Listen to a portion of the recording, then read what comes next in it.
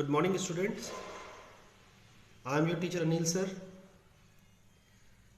and today on 11th of August 2020 we are going to discuss about the textual questions of your chapter 1 of class 7. So students, हमने जो chapter पढ़ा था आप लोगों को मैंने पढ़ाया था जिस चैप्टर का नाम था 3 क्वेश्चंस। तो 3 क्वेश्चंस चैप्टर पढ़ने के बाद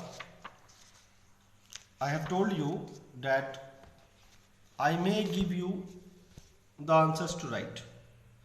now here are the question answers, that is textual questions given on the screen. You may write these answers. Means जैसे कि मैंने बोला आपको कि क्वेश्चन आंसर्स नॉर्मली मैं खुद ही करवा देता हूँ। तो अभी मैं आपको जो पिक दिखा रहा हूँ, इस पिक के सहारे आप ये क्वेश्चन आंसर्स अपनी नोटबुक में लिख लें। देख सकते हो आप, Why was the king advised to go to magicians? Answer है, some wise people were of the view that certain urgent issues could not wait for the council's decisions. In order to determine the right time to settle the matters, it is necessary to look into the future, and only the magicians could do that. Therefore, the king was advised to go to the magicians. Second question है, in answer to the second question, whose advice did the people say would be important to the king? Answer है, while answering to the second question, some wise people said that the most important people to the king were his counselors. Some others thought they were priests. A few others chose the doctors, and yet some others said the soldiers were most necessary. Third question है, what suggestions were made in answer to the third question? तो answer हो सकता है, the answers to the third question were also varied. Some suggested that science was the most important business for the king to do, and others said it was fighting battles, whereas some others suggested religious worship. Fourth question है, did the wise men win the reward? If not, why not? No, the wise men could not win any reward because their answers were all different and the king was not satisfied with their answers. Students, fifth question है, how did the king and the hermit help the wounded man? तो answer है, the king washed the man's wound and dressed it. He kept on redressing the wound with his handkerchief until the bleeding stopped. He then gave him fresh water to drink. After that, the king and the hermit carried him inside the hut and laid him on the bed. Sixth question है, who was the bearded man? Why did he ask for the king's forgiveness? Answer है, the bearded man was the king's enemy who wanted to take revenge upon the king for having put his brother to death and for seizing his own property. The bearded man asked the king's forgiveness because he wanted to take revenge by killing the king, but the king had cared for him and dressed his wound to save his life. This made him feel guilty, and thus he asked the king's forgiveness. Then the seventh question is, the king forgave the bearded man. What did he do to show his forgiveness? तो students, इसका answer आप लिख सकते हो, the king showed his forgiveness by arranging his own doctor and servants to look after him. He also promised to return the seized property to him. The eighth question is, what were the hermit's answers to the 3 questions? Write each answer separately. Which answer do you like the most and why? The hermit's answer to the king's 3 questions were, the most important time to act is now or the present, and the most important person is the person you are with at a particular moment. तो students, इस तरह से ये जो हमने मैंने आपको दिखाया, इसको आप कर लेना। ग्रामर पोर्शन जो है वो ऐसे थोड़ा मुश्किल है समझाना, तो ग्रामर पोर्शन मीन्स प्रेफरेबली हम लोग क्लास में ही कर लेंगे, ठीक है। और एक आप देख सकते हो आपका जो है writing portion, speaking and writing section में एक राइटिंग पोर्शन है कि imagine you are the hermit, write briefly the incident of your meeting the king, begin like this. One day I was digging in my garden.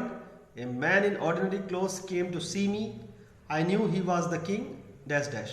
तो अगर आपसे possible हो तो आप राइटिंग पोर्शन को मीन्स अगर आपके पास बुक्स हो, ऑब्वियसली कुछ मीन्स मैंने कहीं कहीं कुछ बच्चों ने ये भी कहा है कि they have not purchase the book yet.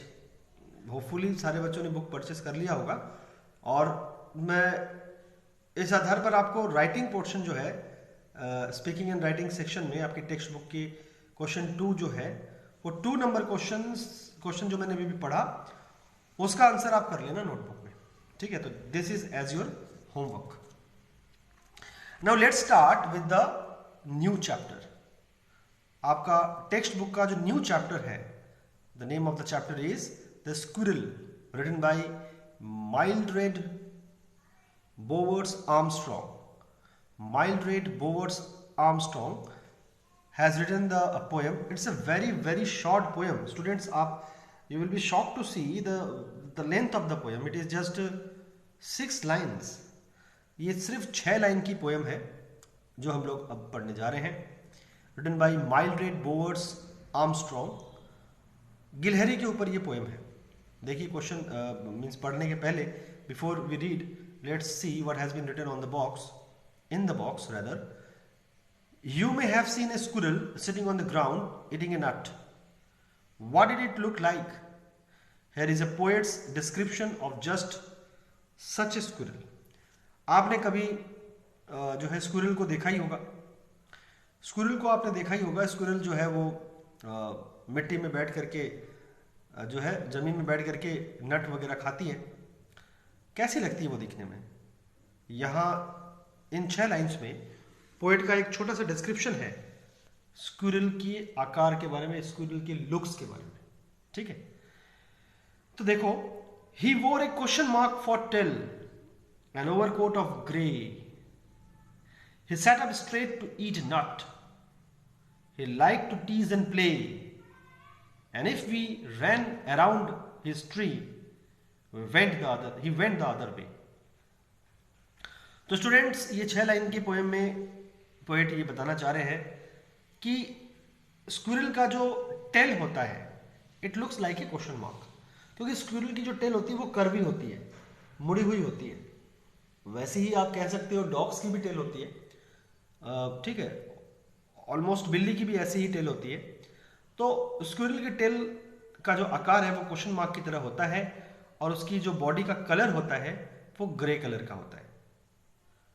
वो बैठ करके जब नट खाती है तो बड़ी खूबसूरत लगती है। स्क्विरल को खेल खेलना, एक दूसरे से छेड़छाड़ करना, मीन्स एक स्क्विरल को दूसरी स्क्विरल से छेड़छाड़ करना और एक दूसरे के साथ खेल खेलना बेहद पसंद होता है। और अगर हम लोग पेड़ के इर्द गिर्द जा करके उसको देखना चाहेंगे या उसको छूना चाहेंगे, पकड़ना चाहेंगे, तो वो झट से दूसरी ओर भाग जाती है। मतलब वो बिल्कुल भी हाथ ना आने की कोशिश करती है। Squirrel loves to live on their own. Squirrels जो है वो अपने आप अपनी दुनिया में ही रहना पसंद करती है। स्क्विरल्स को अगर हम लोग पकड़ना चाहें तो वो हमें कोऑपरेट नहीं करती, वो आपस में ही दूसरी गिलहरियों के साथ खेलती है, लेकिन ह्यूमन बीइंग अगर उसको पकड़ने आए या छूने आए तो वो झट से दूसरी तरफ भाग जाती है। तो this is the poem students. It's the poem has been given in 6 lines, और इन 6 लाइन्स में इस पोएम में जो पोएट है उन्होंने जो है आपको ये बताया है कि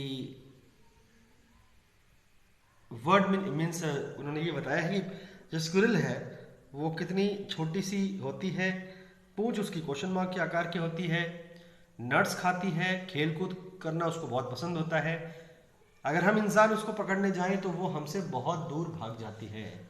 ठीक है, so this is the nature and looks of the squirrel.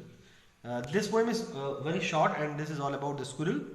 अब आप नेक्स्ट अगर आप आगे बढ़ते हो तो स्टूडेंट्स आप जो है टेक्सचुअल क्वेश्चन देख सकते हो। टेक्सचुअल क्वेश्चन में आपको ये नजर आएगा एक्चुअली 2 3 ठीक है 3 questions are given in the textual questions. अक्सर जब क्लासरूम में मैं पढ़ाता हूँ तो मीन्स ऑब्वियसली मैं चाहे टेक्स्ट हो, चाहे प्रोज हो, चाहे पोएम हो, हर एक पार्ट के मैं क्वेश्चन आंसर्स जरूर करवाता हूँ। लेकिन मैंने कभी कभार ऐसा होता भी है कि हम लोग पोएम के जो क्वेश्चन आंसर्स हैं उसको छोड़ भी देते हैं, कभी कभार ऐसा होता है। खैर, अभी हम लोग टेक्सचुअल क्वेश्चंस को देखते हैं और स्टूडेंट्स आपको टेक्सचुअल क्वेश्चंस जो है वो अपनी नोटबुक में करना है। ठीक है, तो देखते हैं क्या लिखा है। वाई डज द पोएट से द स्क्विरल वोर a question mark for tell. मैं थोड़ा सा आपको समझा भी देता हूँ। इसमें बोला है कि पोएट ने ऐसा क्यों कहा कि स्क्विरल जो है वो क्वेश्चन मार्क के रूप में टेल को, या पोएट का ये विचार क्यों है कि स्क्विरल का जो पूंछ होता है वो क्वेश्चन मार्क के आकार का होता है। ड्रॉ ए स्क्विरल और find A picture of A squirrel sitting on the ground, how could you describe it still. हो सके तो स्क्विरल की एक पिक्चर ड्रॉ करो और आप उसके टेल को कैसे अपने शब्दों में डिस्क्राइब करोगे। तो स्टूडेंट्स ये आंसर जो लिखा हुआ वो ये है कि when A squirrel sits on it's hind legs on the ground, it sits up straight. It still stands up in the shape of a question mark or an inverted S shape when it raises it upward. I would describe it still as a curved fuzzy brush or a stripped wavy leaf. ये आप इसका answer लिख सकते हो। और साथ साथ ये जो क्वेश्चन में बोला है कि ड्रॉ ए स्क्विरल और find A picture of A squirrel sitting on the ground, तो ये आपको करना है। आपको अपनी नोटबुक में जो है स्क्विरल का एक पिक्चर ड्रॉ करना है। हो सके तो आपके लिए बड़ा आसान हो जाएगा अगर आप ऐसा करो। मेरी तरफ से आपको ये सजेशन है कि जो स्क्विरल चैप्टर के पेज में स्क्विरल का पिक्चर ड्रॉ किया हुआ है उसी को देख करके आप अपनी नोटबुक में ड्रॉ करोगे। ठीक है, और साथ साथ ये आंसर लिखोगे। दूसरा क्वेश्चन है, do we usually say that an animal wears a tail. What do we say. यहां पर हिंट दिया है या थिंक दिया है। Does an animal wear a coat. Consult a dictionary if you like and find out how wear is used in different ways. ये जो दिया है देख सकते हो आप। इसका जो आंसर है वो आप यहाँ पे देख पाओगे। इसका आंसर जो दिया हुआ है वो है no, we do not usually say that an animal wears a tail. हम आमतौर पर ऐसा कभी नहीं बोलते कि जानवर पूंछ पहनते हैं। Instead we say that an animal has a tail. हम लोग बोलते हैं कि जानवर की पूंछ होती है। Also, an animal does not wear a coat, but its fur looks like a coat, which covers its body like a garment. We use wear in the following ways. तो हम लोग wear का इस्तेमाल आमतौर पर नहीं करते। पोएटिक भाषा में पोएट जो है ने कहा है ये बात कि एनिमल जो है ये जो स्क्विरल है ये टेल पहन के रखिए, ऐसा हम लोग आमतौर पर नहीं बोलते। और वियर का इस्तेमाल जो है हम लोग जो है कपड़ों के लिए इस्तेमाल करते हैं, कोट के लिए इस्तेमाल करते हैं। वियर का इस्तेमाल इन अलग अलग क्षेत्रों में भी हो सकता है। For example, wear your hair short और long, wear clothes, wear a smile from certain expression, wear out your shoes और clothes with use make them scuffed raised, wear a ring, ornaments, watch, nail paint या tattoo etcetera.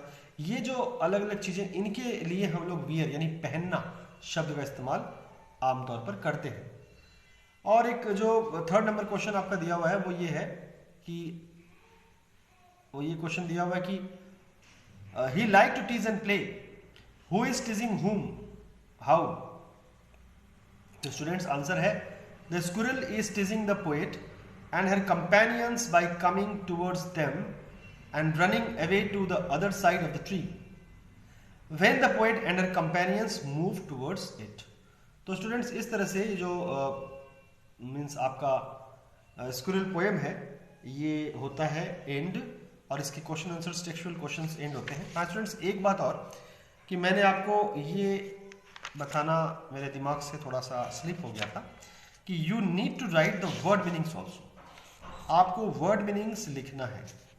तो students मेरा suggestion यही है कि आपकी book में आप देखना वर्ड मीनिंग्स दिया हुआ है, word meanings have been given in your book, word meanings दिया हुआ है।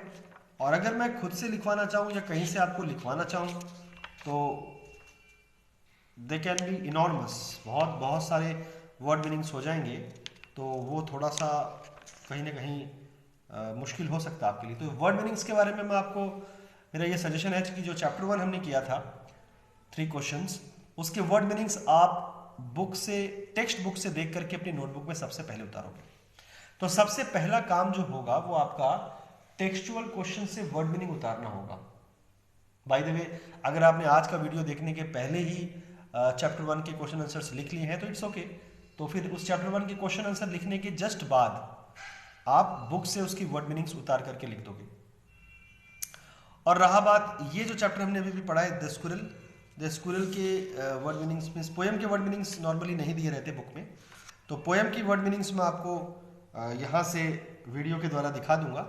और बाकी जो बुक की वर्ड मीनिंग है, मीन्स जो आपकी जो प्रोज है, प्रोज पीसेस के जो वर्ड मीनिंग्स है वो बुक में दिए हुए हैं, उसको देख करके सबसे पहले आपको नोटबुक में उतारना है। After writing the word meanings you will write down the question answers. तो पहले वर्ड मीनिंग लिखना है, उसके बाद क्वेश्चन आंसर्स जो मैं आपको वीडियो के द्वारा दिखा रहा हूं वो लिखना है, ठीक है। तो सबसे पहले वर्ड मीनिंग, और रहा बात पोएम, तो पोएम की वर्ड मीनिंग मैं अभी आपसे शेयर कर रहा हूं।